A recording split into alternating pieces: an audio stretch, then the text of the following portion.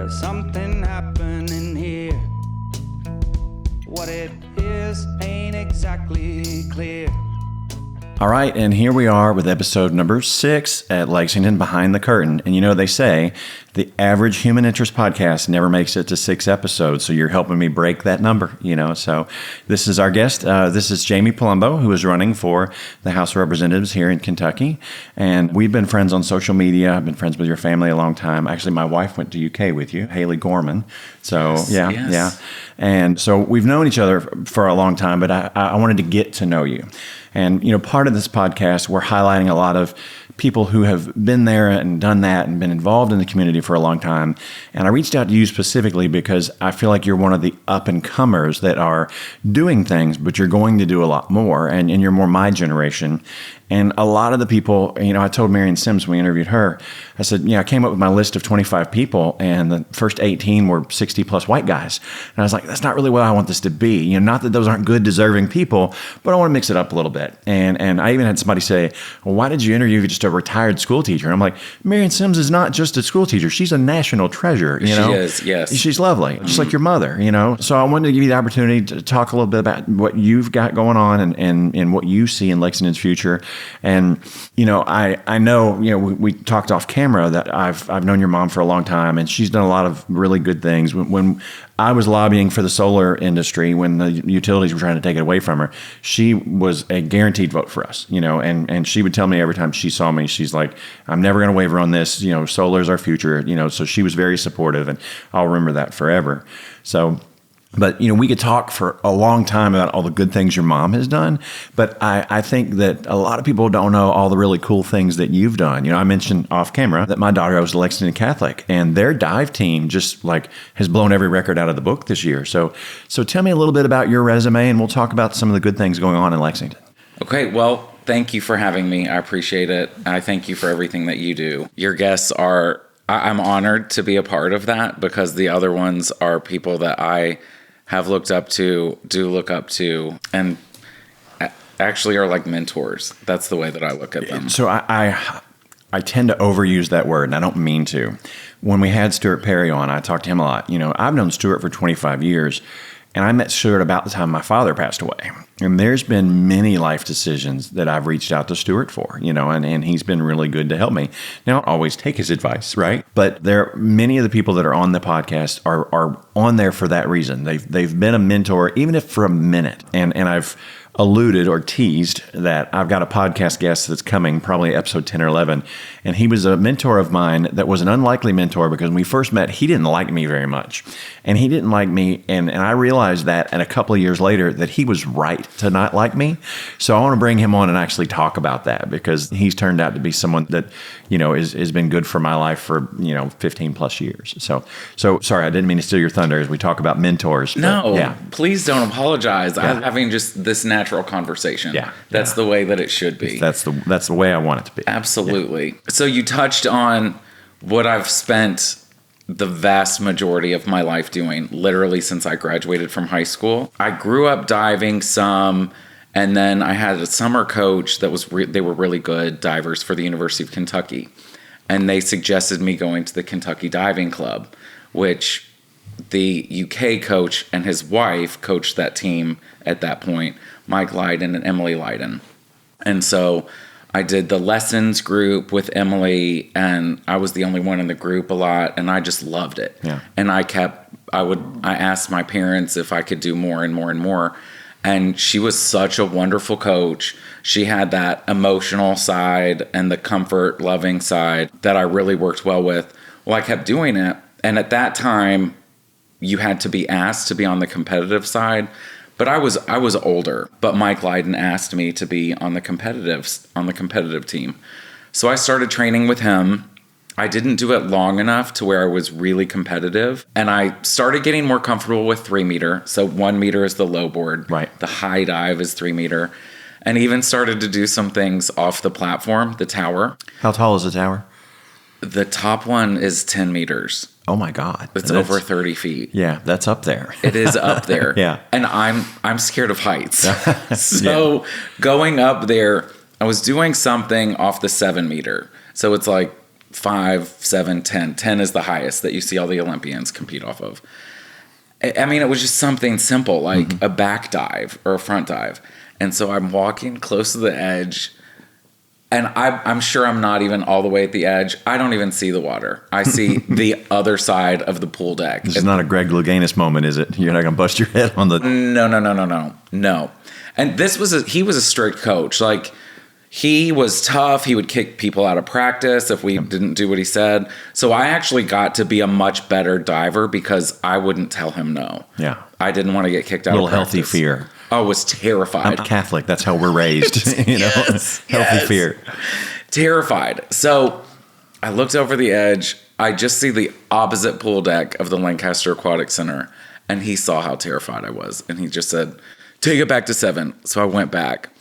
But after I graduated, his wife was in charge of the summer conference that I'm in charge of now, and there was a position that opened up with the Georgetown Stingrays. She suggested me for that position, and I've been coaching. What year was this? Ever since 1997. Okay, so you're well, gosh, I'm doing the math. So 27 years? This summer will be my 28th year coaching. Wow, that's pretty impressive. I used to work with Chris Fugman. I don't know if you know Chris or not. He was our coach at Brook Hill, I think. Yes, that was another. He still coaches at Highbridge, right? Yes. And he's in his 60s, and that dude still has abs. I'm so jealous. Well, yeah, we shared an office. We shared an office for about 3 years, and I love Chris dearly. He's a super guy. But I mean, if he takes his shirt off in the pool with you, he's almost 20 years older than me, and it's humbling to stand next to him. It's like, man, you're just a genetic freak. So it's not fair. Well, I won't stand next to him with my shirt off ever. So I started doing summer coaching, just really loved it. I'm a people person. I love helping the kids. And then so at the Georgetown Stingrays, a lot of people from Woodford County came over after Woodamere closed. Okay. And they were a part of that team, and Frankfurt area swim team, and they were there. And I got to be really good friends because we're about the same age with people that I was actually coaching. But one of the women who were the parents, she was a teacher at Woodford County High School, and they had just built Falling Springs in Versailles. And so they wanted to start a diving program, and she was very familiar with me. So I got to start, there were divers before I was there, but I got to start the diving program for Woodford County High School. That's very cool. And from there, it just took off. Mike Lydon brought me on when he got super sick and he was battling cancer. Oh, that's a shame. He brought me on as one of his coaches at the Kentucky Diving Club. So like full circle moments. And I trained USA coaching under him. And through that process, more teams from Lexington started hiring me because I was coaching them there anyway. Right. And so I've started programs at multiple schools, coached lots of divers. I'm at Spindletop in the summer now. Yeah. Love that. It's the educational community. We're in a country club league, but we don't have a golf course. Well, they've got a big swim program over there. We competed. So my daughter was on the swim team at Lansdowne, the Signature Club. And, yes. And we would compete at Spindletop on the regular, and they would always bring a big team. You know? Yes. And now Signature Club, which I think of as Lansdowne as well, because that's where we grew up. Those are top teams. But I'm on the diving side, so I get to claim all the responsibility for the diving. But I love it because it's diverse. But I mean, you touch about every diving team in Central Kentucky in one way or another, don't you? I mean, you're fairly intertwined. Well, and I try to help out too. So other Catholic, coaches, right? That is one of my teams. And they just had a very successful, I mean, they've been successful for years, but this was maybe the most successful depth-wise. I saw the post that the school put out, and like the boys won everything, and the girls won almost everything. I mean, they were very proud of that record. So, I mean, the school's publicizing it, and they publicize you, as part of that. Well, I cannot take all the credit because a lot of them do their USA diving, but I put together a great order, and I do coach them, whereas a lot of the high school coaches don't necessarily get to coach their divers at all. But that's one of the requirements that I have because I need to see what they're doing. I do have that background that I've been trained by the best coaches. I was very blessed by that. But in coaching, I am coaching 6 to 7 days a week. So it takes a lot of time, just about all of my time, and it's evenings. But I've still tried to help the community in ways in any way that I can. Well, like we were saying with Marion Sims, right? I mean, she's a national treasure because she's done nothing but shape lives her entire career. And you've done that for 28 years, right? I mean, the discipline and what you help these kids do when they're going through that's going to make them better leaders and better, more successful people. I mean, when I grew up in Shepherdsville, Kentucky, and then went to Louisville for high school, and nowhere that I went ever had a swim team. And I would love to swim. I'm built to be a swimmer, I did an indoor triathlon about 12 or 13 years ago at LAC, and I'd never had formal swim lessons. So Susan Bradley Cox tutored me. And she grabbed me about the third swim lesson, and she had me stretch my arms out. And I'm 6'3", but I have really short legs. I'm kind of like Michael Phelps. And she goes, honey, if I'd have met you when you were 6 years old, I'd have had you in the Olympics. That triathlon, it was indoor, and there were like 75 contenders. I was third place coming out of the water, and I'd only had formal swim lessons for like 6 weeks. Wow. So cycling was my thing. But sadly, I came in 28th place because I'm not a runner.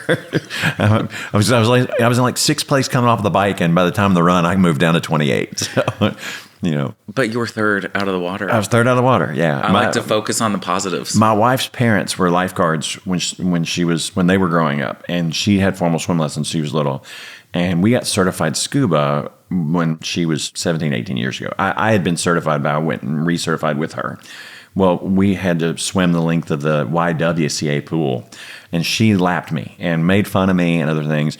After 6 weeks of Susan Bradley Cox, I was a fish. And my wife still to this day is like, that lady's magic. What she did to you. And I was like, well, I'd never had anybody show me that I could, So coaching, right? I mean, it really, really helps. And you're an asset to the community because in 28 years, how many lives have you touched, right? It might be in the thousands, but definitely hundreds. But I encompass, so the coaching part, it's actually diving is just a very small part of it. Yeah. It's really teaching life lessons these adolescents are going to use throughout their lives. So it's more of that, sportsmanship, manners, building self-esteem. Hey, I have right around 30 employees, most of which are under 30 years of age, and we coach every day. We coach on manners, and yes, sir, no, ma'am. We've got guys that we've stopped from smoking, because people don't want you to smell like a cigarette when you're in their house. We teach guys that people have a bubble. A lot of times you're in a home with a woman by herself, and you're 6'3" and 250 pounds. Be respectful of that. So we put a lot of energy in, because a lot of these young men, they didn't have that in their lives, and they're good old boys, country boys. They're good with their hands. They're good workers, but they've never had anybody. We took home economics out. The famous football coach at Morehead State University, Bentley, he used to make his freshman players take home ec so that they would learn how to eat right and be decent human beings. That's smart. So that's a huge part of what we do. And now as a business owner, it's a large part of my time that if these kids were taught that in high school and middle school, they would be better employees. So it's very valuable. Completely. Leadership skills. I always stress academics first. Student, athlete. There's a reason why it's not athlete-student. It is student-athlete. So prioritizing, and our kids get like top grades, and they're involved with other things. Something else that I encompass is we usually pick multiple projects to help the community. So multiple years we have gone through the Catholic Action Center. I did the solar panels for the Catholic Action. We donated a large portion of that. Thank you for that. Yeah. Jenny Ramsey is a force of nature. I love her. She's always been such a wonderful person. I respect the work she does, who she is, immensely. So multiple years, but having the kids involved.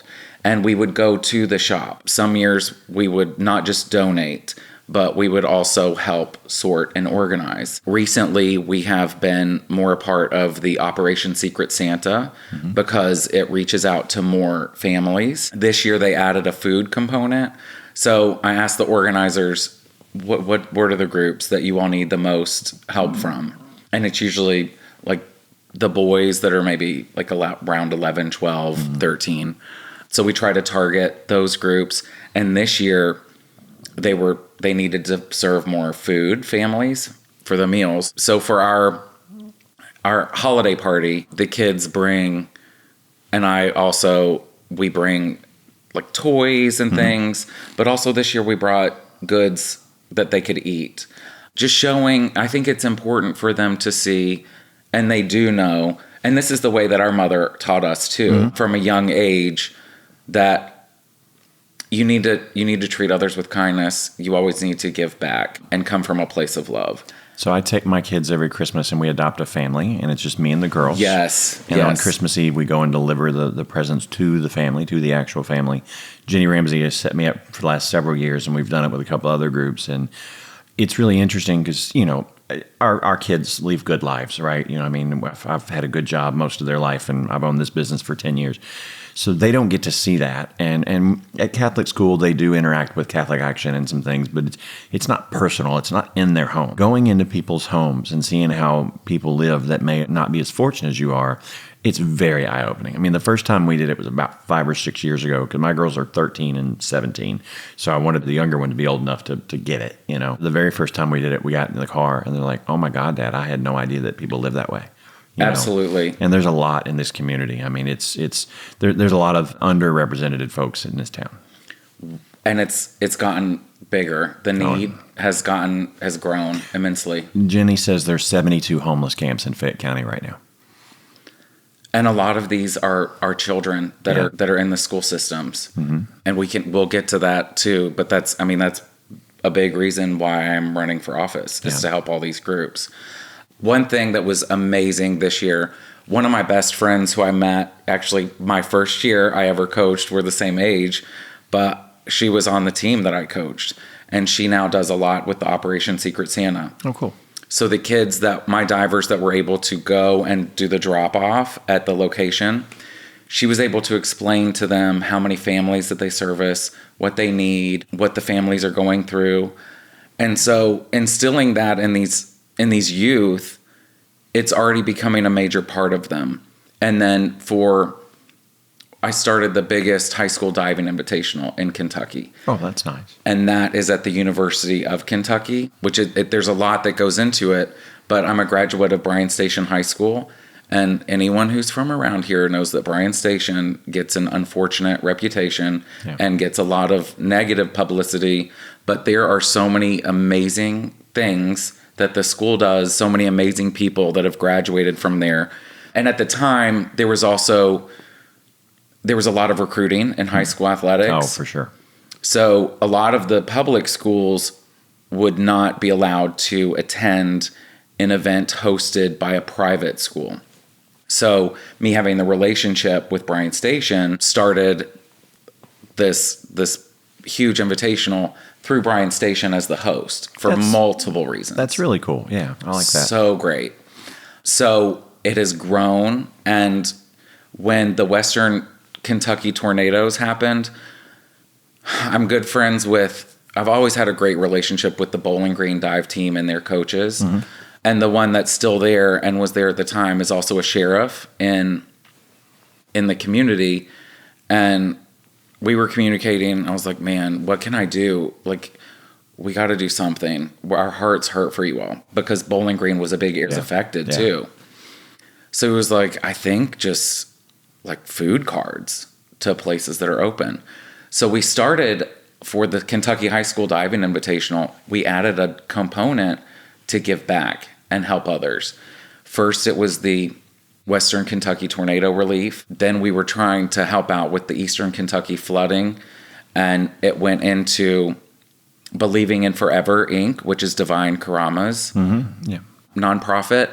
And so we've been able to raise funds for his organization.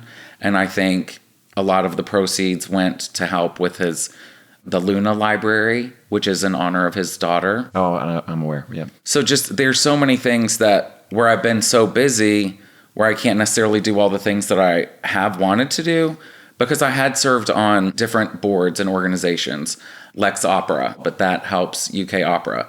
And Everett McCorvey does such amazing things, not just for the University of Kentucky, but the community, the United States, he's another the treasure. world. Yeah, he's another treasure.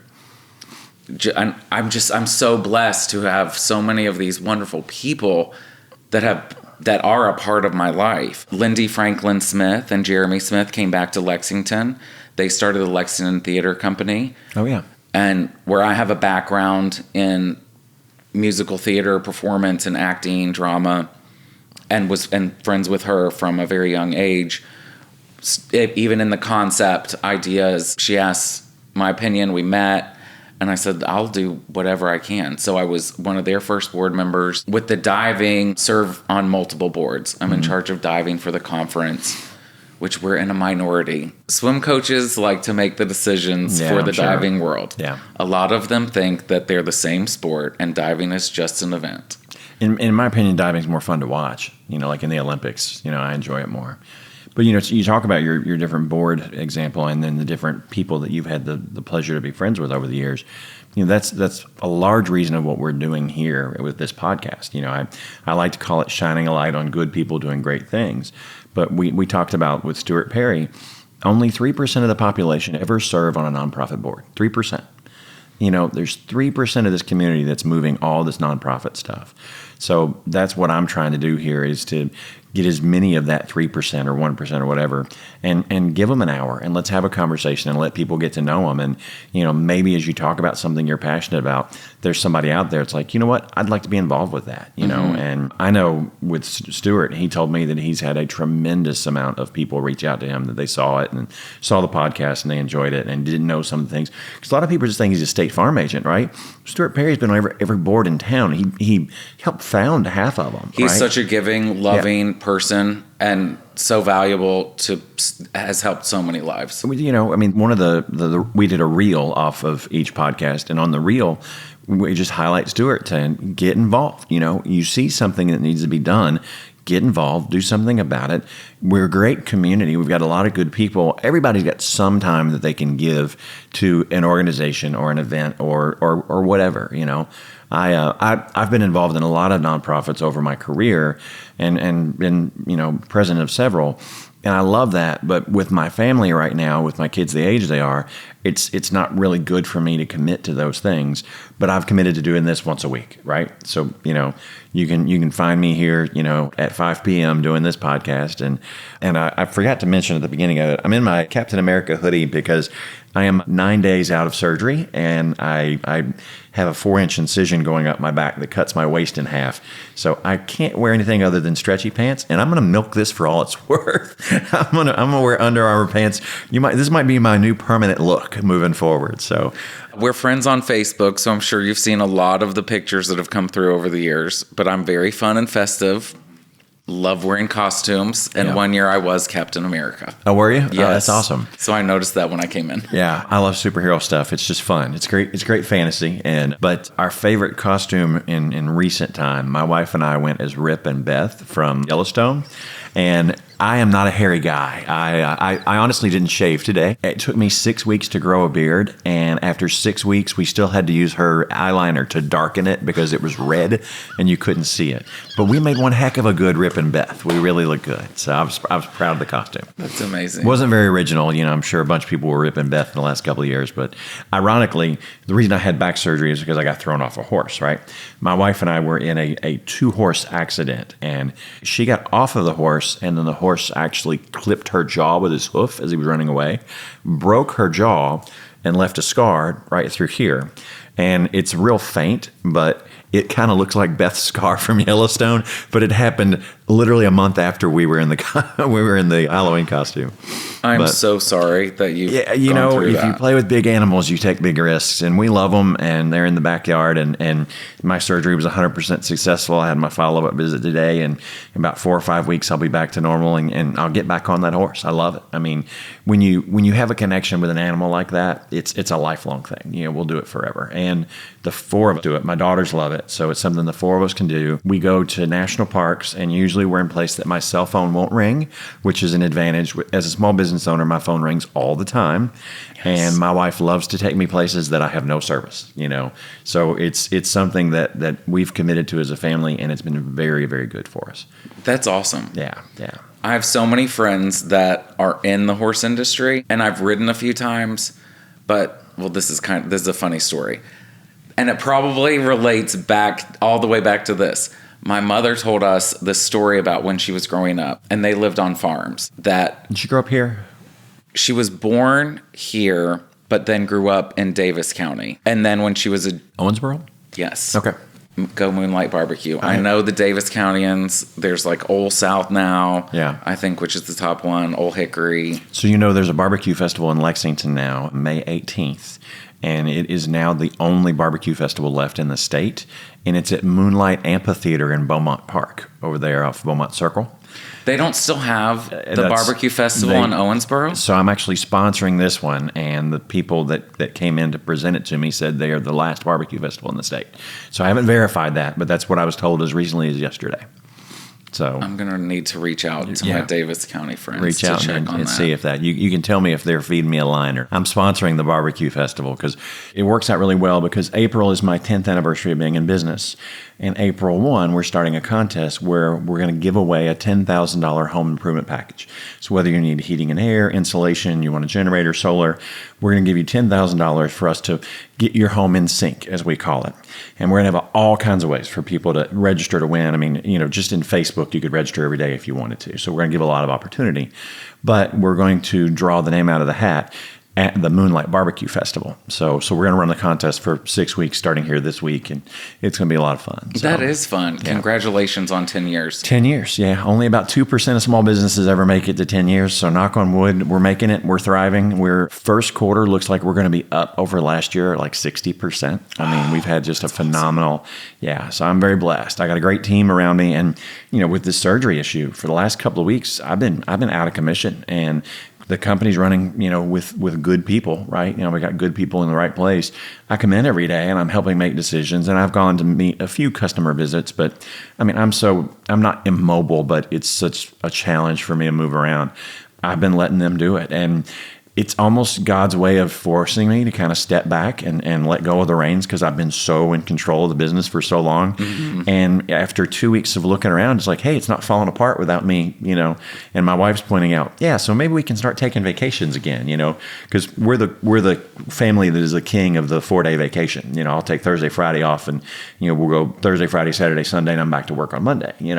And she's like, 2 weeks would be great. With the kid before the kids graduate high school, let's go out west and spend 2 weeks, visiting the national parks or something like that. So maybe that'll happen this year. I'm on your wife's side. Yeah. She's my better half times 10. So actually, it's funny you were talking about Facebook. I had shared a post today. It was a picture of me and her riding together 4 years ago. Prior to 4 years ago, I had never ridden a horse. And now we own 4 horses. I've got a gooseneck trailer. All of them, we bought a small farm here in Lexington. We've got chickens, and it's all her, right? I mean, she's been the driving force behind it.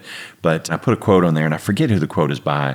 But good men are usually great men by the help of the push of a great woman. And that's really my story. I wouldn't be half of what I've done in my life if I didn't have a really good woman behind me that loves me, that pushes me out there, that checks my ego, maybe more than she should, but she checks my ego. But we'll celebrate 19 years in May. Yeah. Congratulations. Yeah, it's all good stuff. Well, and I have to agree with that quote because my mother, Ruth Ann Palumbo, couldn't have been raised by anyone better. And my grandmothers were also, all my grandparents played active roles in my life. Yeah. But I was especially close with my grandmothers, Nancietta Palumbo and Dorothy Baker, my mom's mom. Actually, that's because of them, and especially my mom's mom. Well, we'll get to that in a second, but I've seen a lot with the elderly community and the healthcare. Yeah. So I'm going to be very passionate about that's one of the issues. We need more of that in Frankfurt. Oh, so much. My younger daughter's type 1 diabetic. And the prescriptions are $1,600 a month. That's not okay. Yeah. It's not okay. For a child with diabetes. And you know that insulin is not even patented. So, and it's actually not even regulated. You can go to the pharmacy at Walmart right now and buy insulin over the counter. It's not against the law for them to sell it to you.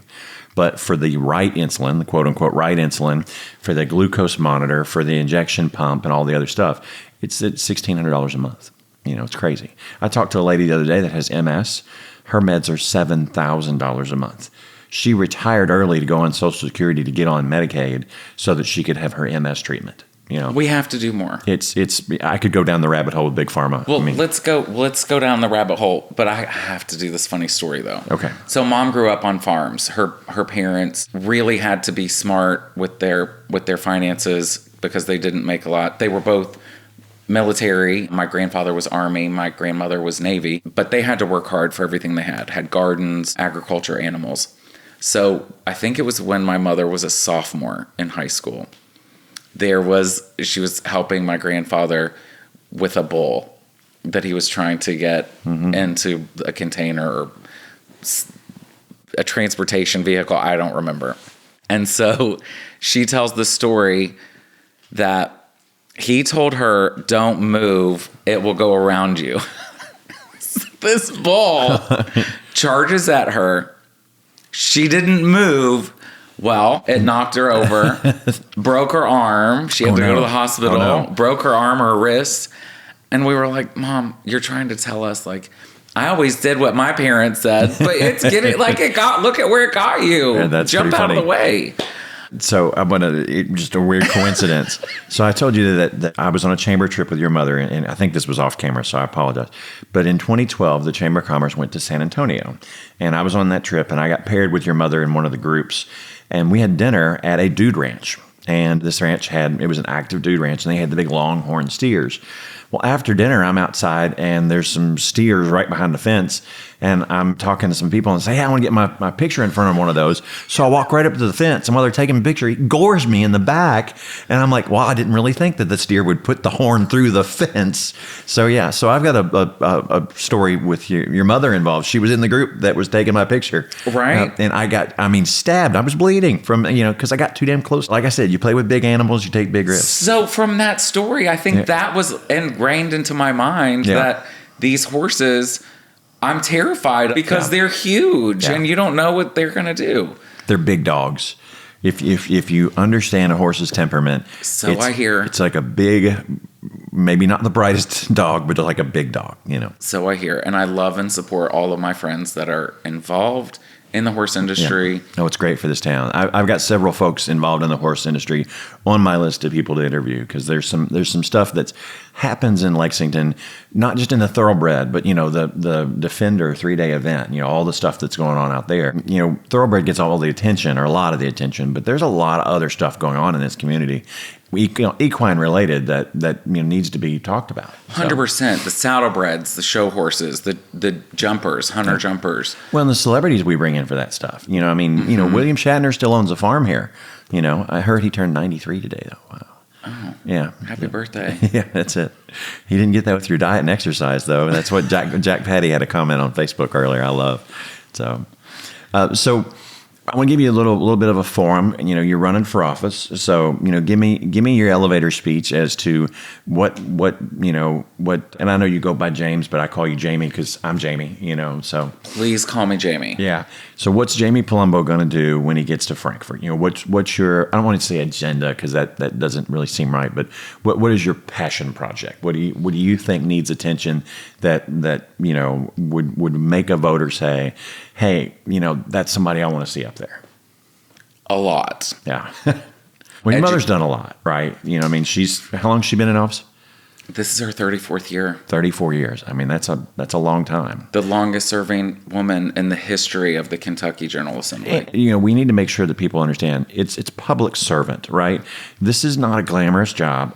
For some people it might be, but for most of the people doing the work, it's the heavy lifting, and it doesn't pay very well, and it's a lot of people take a pay cut to go to Frankfort. I know I've got several close friends that hold state office, and they've all taken pay cuts to go do this. It's a passion. Right. And that's the way she's always looked at it.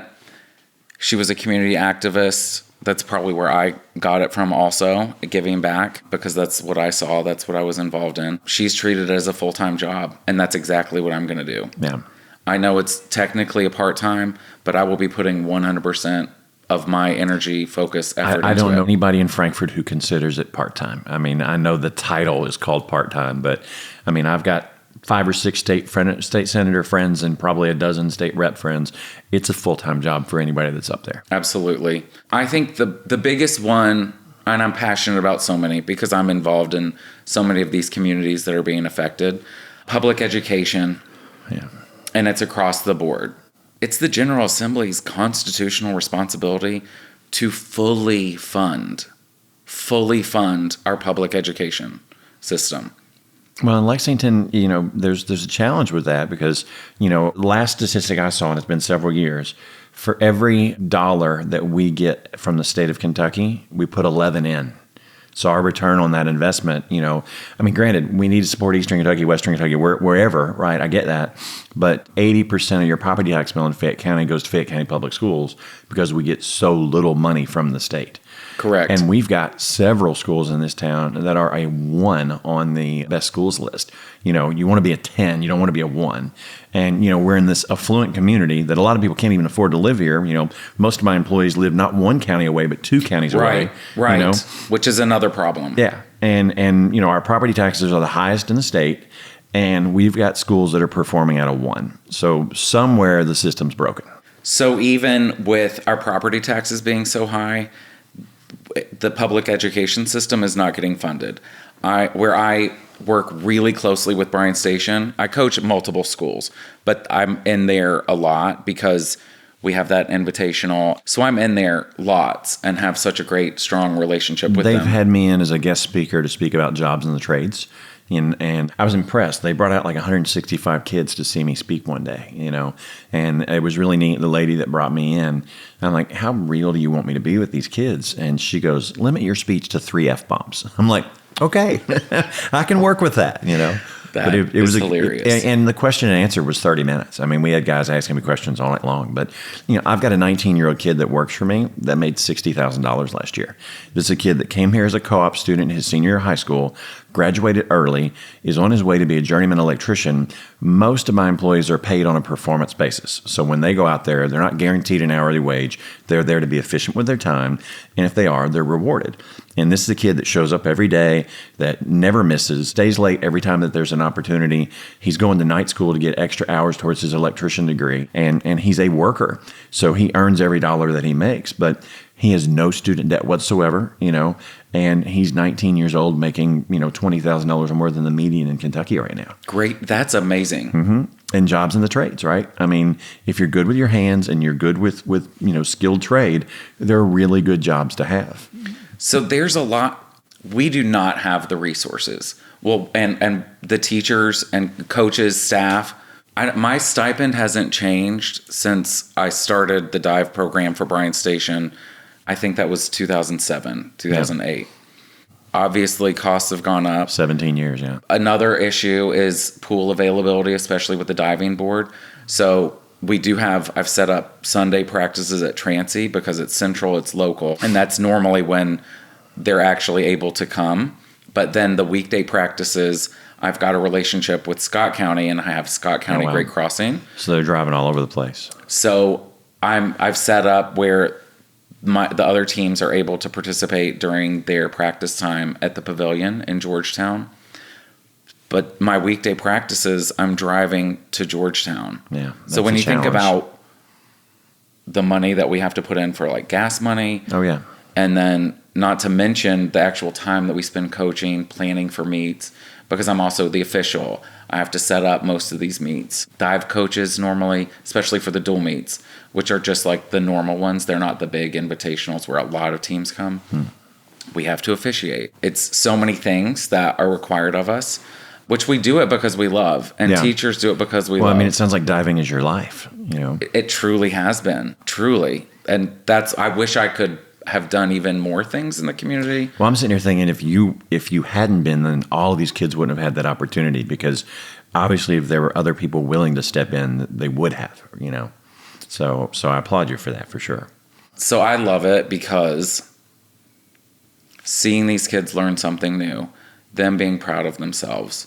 A lot of them get college scholarships, some that would not have had the opportunity to even go to college. The underprivileged kids. And 100%. And, a lot of those are coming from single-family households that may not have a mentor in their life. So, you need to be proud of it, because I know, like I said, I've got a lot of young employees, and a lot of them come to me and they've never had a solid male role model in their life, or maybe they had a negative male role model in their life, and the management team around here, we're coaches and mentors. It's what we do. I can teach anybody to install a solar panel. I can have you installing solar in an hour, right?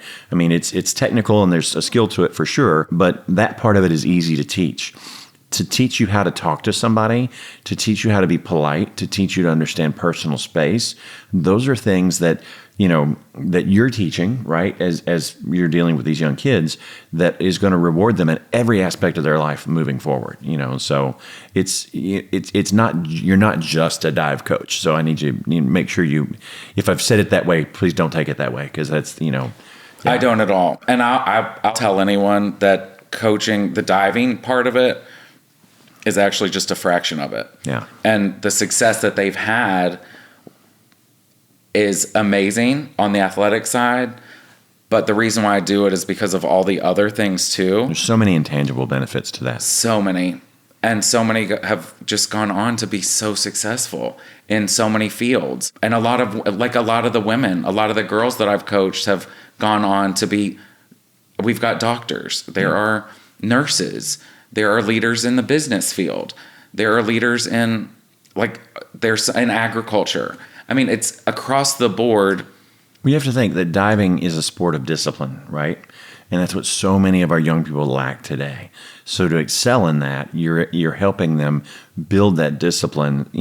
In Israel, you have to spend 2 years in the military when you turn 18, and it's to build discipline. And I don't know that it's the right thing for the United States, but there's so many people. And when I lose an employee, I can almost always chalk it up to they weren't disciplined with what they needed to be.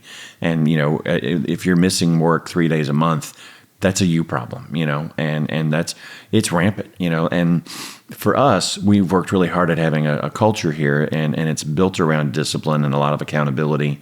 And, for the first time in my career, we have a waiting list of people that want to come work here.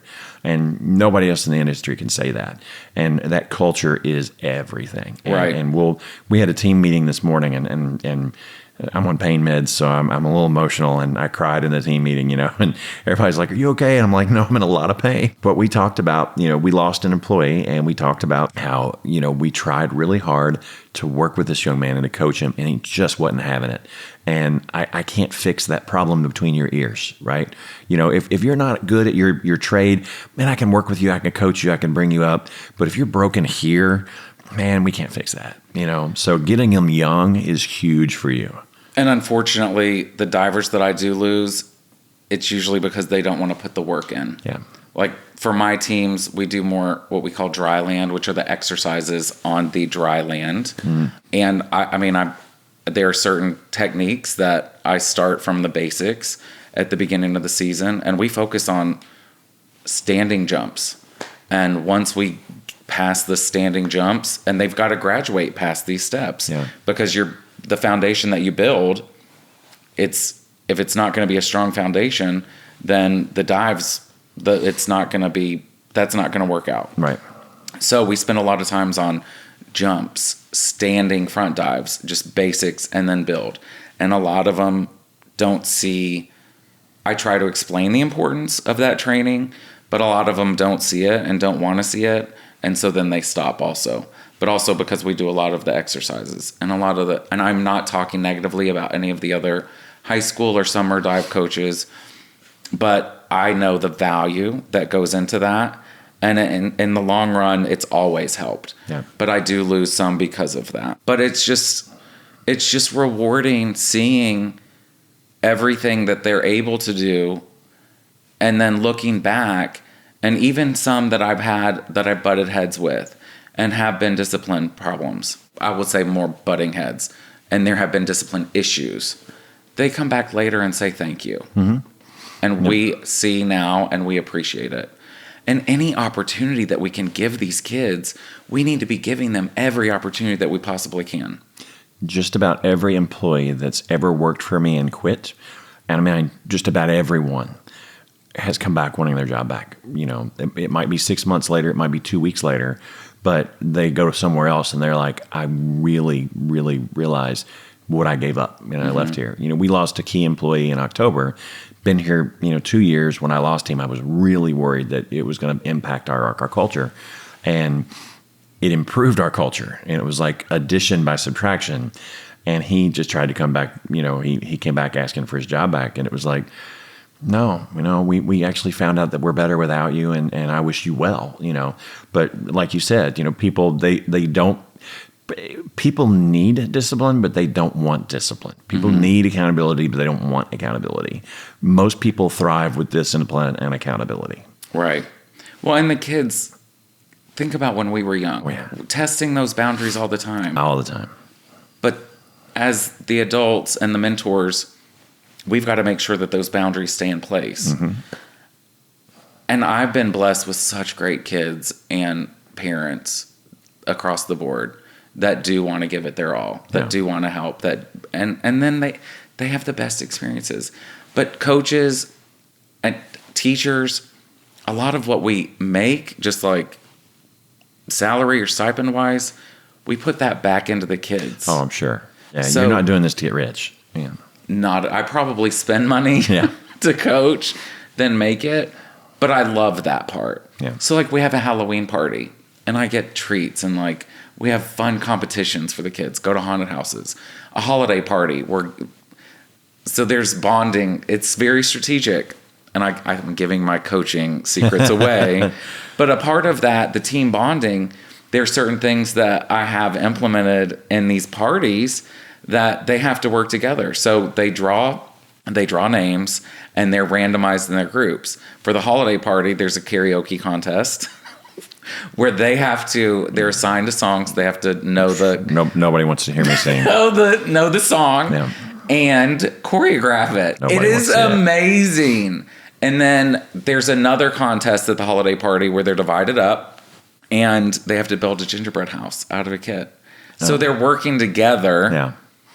There's so many things that My they're wife doing. and kids do that every year, and and I'm a builder, right? And I've built our last 3 homes, but I know I can't build a gingerbread house. And ironically, my one of my favorite jobs of all time in high school, I went to the Louisville equivalent of Bryan Station. I went to Seneca High School in Louisville, which was a rougher school, but I worked at the Bashford Manor Mall, and I was a kind of assistant manager of Baskin Robbins in the Bashford Manor Mall. And I did that for 2 years. And I made cakes and the upside down clown cones and all that stuff. And I actually am fairly good at cake decorating. And like, they'll break out the gingerbread house and I have PTSD. I'm like, no, I want no part of it. I just, no.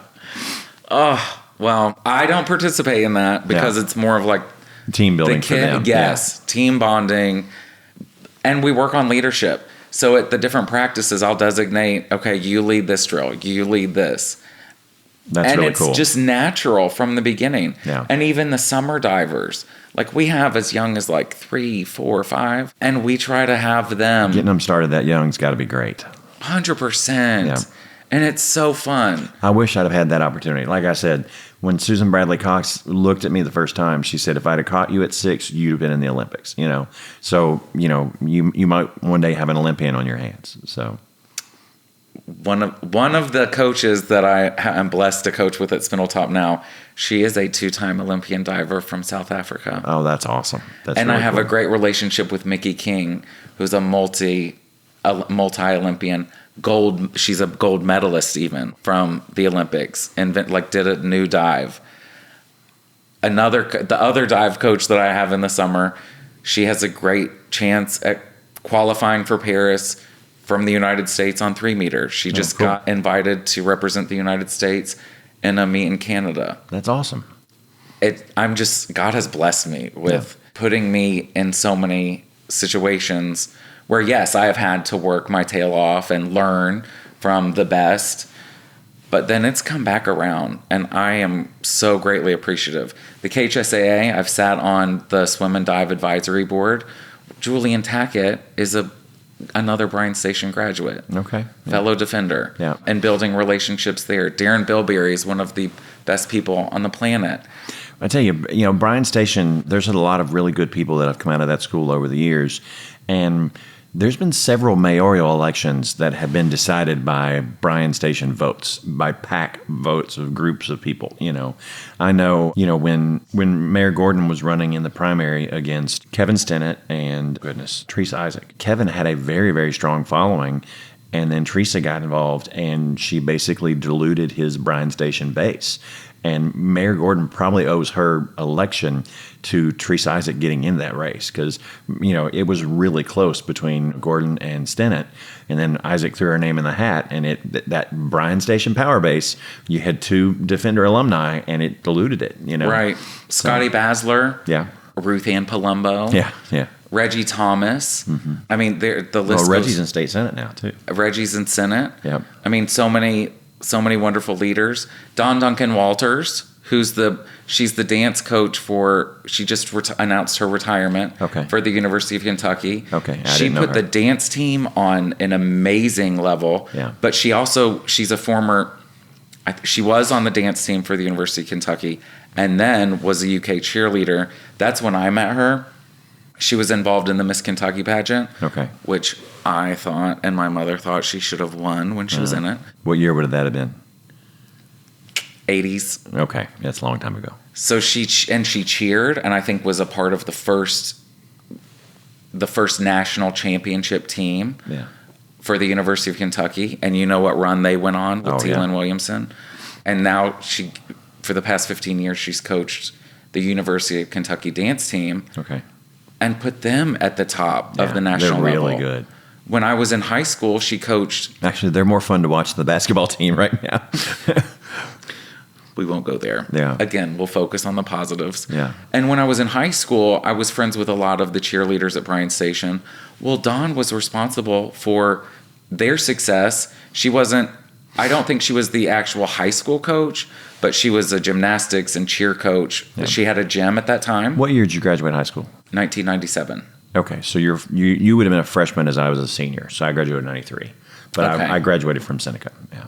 Gotcha. Yeah. So we would have just missed each other. Yes. So, but I wasn't one of the seniors that picked on the freshmen. I was too busy. I had 2 jobs. I grew up lower middle class, and by the time I was 16, I had 2 jobs and was working and paid cash for my first car and sold it 6 months later and bought a nicer car. And good for you. I bought my first house at 20 and flipped it. And, I'm on house like number 12 now. So, yeah. And I've always been a worker, and not having things growing up. I wanted to provide for a family so that they didn't have to miss out on those things. And I'm probably overly generous about things like that. But like when my kids are going to a birthday party or something like that, I'm like, here, take cash. Because I've been in those situations to where everybody else has money and I didn't, and that sucked. I remember how that feels being 12 years old at the roller rink and everybody else buying snacks and popcorn and I didn't have any money in my pocket. So I've worked hard so that I provide for a family that never has to feel that way. But then you're making them soft, there's that balance. But my kids work here in the summer, they come in and work in the office and file and do basic stuff and interact. And, I haven't got them where they answer the phones, man. This generation, they don't want to talk to anybody, they won't order a pizza. It's like, why when we've got DoorDash? And I'm like, I don't know, human interaction. That's one of the things that we do at the dive parties. Mm-hmm. They get there, I take all their phones. Yeah, that's huge. I love that. I'd love to do that with my kids. So they might gripe and complain for a little while. Yeah, but they have much better time. And then they talk and communicate and work together and get along. Yeah. And they don't complain for very long. So when you go to Frankfurt, maybe you can go into those meetings and take all their phones. Because, I've spoken to the House and Senate combined and had an audience of 150 people in the room in KET, and I'm reading a speech and you look up and there's like 10 different, House reps playing on their phone, texting this, texting that or whatever. They might be talking about me, but they're still playing on their phone. I'm like, I'm at the microphone, give me a little, at least the presence to be here. Right. So hopefully you can improve some communication channels up there. Well, I do want to be like my mother and work with both sides. So she's always done an excellent job, even when she was in the majority, of working across the aisle and finding common ground. I want to do that and work with. Is there still a supermajority in the House? I haven't paid attention in a minute. Very much so. Okay. Yeah, it's like 68 to 32 or something. I think it's actually 80-20. Oh man, yeah, that's a big gap. Right, but one of the things that's broken with government, and it's national and it's state. If you have a certain letter by your name, if you're a certain party, then a lot of people won't necessarily work with you. Right. I don't want to do that. And Mom's done a great job of working with the other side. And ever since I was growing up, like in high school growing up, I was friends with people of all different ages. Like if I was a freshman, I was friends with seniors. When I was a senior, like all the underclass. Yeah. And I genuinely love people. There will be some that just want to spew hate, and I dealt with that when I was lobbying. Some of those guys, of course, I walk in there with advocating for solar, and they think I'm a Birkenstock wearing hippie, and it's like, no, I'm a small business owner, right? Right. I'm creating jobs, I'm improving our community. We're doing a lot of good here, but because I'm tied to what's seen as a environmental product, they automatically, don't want to talk. And I'm fortunate that I'm a good communicator, and I've got a lot of relationships in Frankfort. So, they were trying to kill solar in Kentucky, and we held it back for 4 years. And the one thing that we did that was really awesome, and again, your mother was on our side, so I appreciate her help. But us holding it back 4 years, the legislation, by the time they got it pushed through, and it was all Kentucky Utilities, LG&E. I mean, the co-ops really, they were involved, but they have a tendency to lobby together because they're in the same industry, right? Right. But we held it back long enough that by the time it passed under Andy Beshear, not under Matt Bevin. So by the time that it got to the Public Service Commission, Andy had put new people in the PSC. So right now, if you generate more solar energy than you need, you sell that back to the utility grid. Prior to that legislation, for every dollar you put on the grid, they gave you $1 back. That legislation, they wanted to take it down. For every dollar you gave them, they only gave you 33 cents. So it was going to devalue at 77% or 67%. Andy Beshear came in. He put some more open-minded people in the PSC. They only dropped it to 74 cents on the dollar, which actually gives us the strongest net metering program of any state that we touch. Ohio's like 63 cents, and Indiana's 33 cents. Tennessee doesn't give anything back. So we have a very strong net metering program, and it was through guys like myself and other people getting involved and getting in front of the lobbyists, and we very much had a message that this was creating new jobs, a small business. Adam Elan, the work he's doing now with putting solar on coal fields in eastern Kentucky. There's really good stuff going on. And unfortunately, and I forget who the state rep was, one of the guys out of Louisville, he was like, I don't understand. This is in a meeting of, we had 200 people in the room. He goes, I don't understand why there's some people in this chamber that are content with holding Kentucky 20 years behind the rest of the nation. And that's where we are with solar. We're 20 years behind the nation, and it's such a shame. So we need people up there that get that, And I don't want to speak out of turn because I want people from both sides of the aisle to do this thing. But I always have felt that a healthy balance in the legislature was a good thing. They used to say that the best thing in Frankfort is gridlock, right? And I don't necessarily believe that. But I also need that there needs to be really good balance, and we need good legislators, regardless of R&D and all the other stuff. We just need good people that can communicate. And I've said before, one of the problems with Frankfort and DC is we send lawyers up there, and no disrespect to my lawyer friends, but lawyers are paid to stall and argue, right? We need to send salespeople. They only get commission if they make a deal, So let's go up there and let's make deals that, that's a win-win, and maybe not a win-win everybody loves, but a win-win that everybody can agree to, and that's, I'm hoping that more guys like you can get involved in that and can be more open-minded and see that, just because it's the way we've always done it doesn't mean it's the way we need to always do it. Right. And more coaches would be amazing. Hey, that's a very good. That have to work with so many different personalities. Yeah. And you actually have to adapt to each different diver, each different person, because some respond better with different kind of styles. Oh, for sure.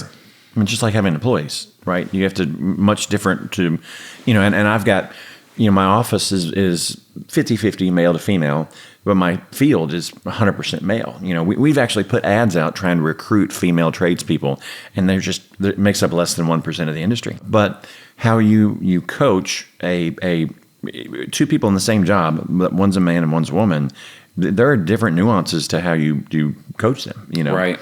So how you get through to them. And I've actually had way more girls than boys that I've coached. I would say in diving, it's probably that's probably a national statistic, right? That there are more female divers than male divers. I would assume. Yeah. Definitely has been in my case. But then, so education across the board, teacher salaries, getting back to the issues that I would like Bashir's to. applying for a big teacher salary increase this latest budget surplus. It has to happen. Yeah. Teachers are not, like teacher staff, I'm not even just the teachers, 100%. Staff, coaches, they have to get raises because we don't make much to begin with. Yeah. Beyond that, we're putting so much back into it. Gladly, absolutely gladly. When Adam Edlin was auditor, and I forget the exact statistic, but he went into Jefferson County Public Schools, Louisville school system, and audited their administration department. Not the teachers, not the boots on the ground, the admin office. And I want to say that there were over 100 people making over $100,000 a year in the admin when the average teacher was making 50. And something's wrong with that. I mean, that's a top-heavy situation that that needs to be addressed. So just speaking on like the lower end that need to be taken care of, there's so much more that's being put on us that's also mentally and emotionally exhausting and taxing. And we need to do more to retain the talent that we have, but also what are we going to do to recruit new educators? Well, look at the police force. Fayette County Police Force is underfunded by 450 cops right now. And I don't know a lot of people, young people saying, hey, I want to go be a cop and be on the news and be, crucified. And I mean, we as a society, we've got to do better about our public servants. We've got to, when I was a kid, they were somewhat placed on a pedestal. I was a junior firefighter for a couple of years, and it was two of the best years of my life, coaching and mentoring and, actually putting out fires and using the jaws of life. And it was great, And at one point I thought I wanted that to be my career. But, I've got several friends that are cops, and they're basically waiting until they can get the hell out of there. How soon can we get out of retirement? Right. Because they're not respected the way that they used to be. I think as a culture, we have to work on that dynamic. It's very important. And I truly think everything stems from education. I truly do. Yeah. And I think we need to do better from a younger age of giving more of these opportunities and exposing the youth to, hey, this is what it's like to be in law enforcement. Yeah. This is like nursing. Maybe we need this is the medical field. Maybe we need to pay cops to be coaches, right? So they could get these kids when they're 5, 6, 7, up to middle school. And if you had a really positive coaching experience with a police officer for the rest of your life, you're going to have that view of that profession, right?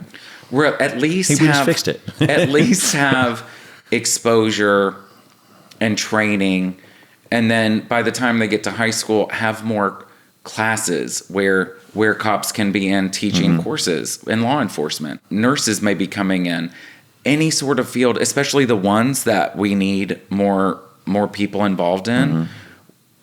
Let's build it into the education system. Yeah. I just read that, and I'd heard this already, but Cassidy Elementary is talking about cutting their arts department. God. And it's like, yeah, the arts, like they save lives. Oh, and think about Cassidy. That's probably the most affluent public school in town, right? And journalism at, I think, Henry Clay High School. Yeah. The arts literally save lives. A lot of us Both of my daughters are in the art program. Yeah. And for me, where I grew up as a gay kid doing theater, that was such was a safe place. I got to go and express myself, but well, you found your tribe. Yeah. So much. Yeah. It is life-saving for so many people. And where we're just overlapping lots of different issues. That's okay. I had a brother that committed suicide when I was just 13. Oh, I didn't know that. And he was 16. John, it was 1991, so you were still, I was still in Louisville. Yeah. But it was very public. Yeah. Mom was in the legislature. Yeah, that's awful. So I'd already had mental and emotional health issues, figuring out that I was gay from a young age, just hearing a lot of people talk about, and this wasn't my family by any means, but a lot of elected officials and a lot of things that you hear, gay people are going to hell, you're terrible. And I'm a Christian. Yeah. And you can be a gay Christian. And what it says in the Bible, Jesus teaches love. Well, and I'm Catholic and you know, a little stricter than the average Christian. And I grew up in the Catholic school system, and we were always taught to love everyone equally, you know, regardless of what race, gender, persuasion, whatever. You know, you lead with love, and everything else works out. Love one another and help others. Yeah.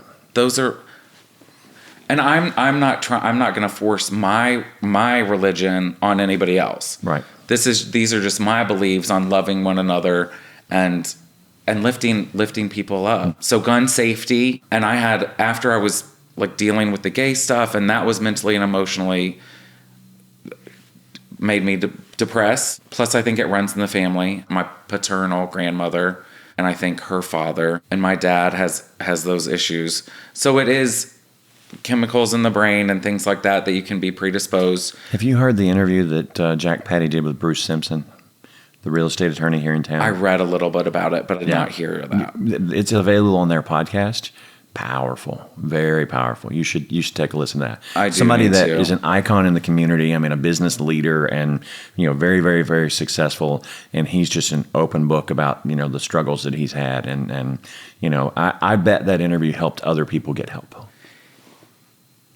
So the candidate that I am is very different than what every other candidate, probably. Not every, most other. A lot of people hold things close and don't share the personal information. Yeah. But I truly believe that the reason why I'm running is because of all of my experiences. Mm-hmm.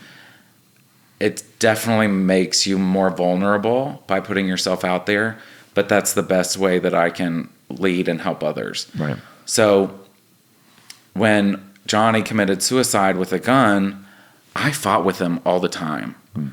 And so just the guilt and conflict that any family faces from the suicide, because I fought with him all the time, I blamed myself. Yeah, that's tough.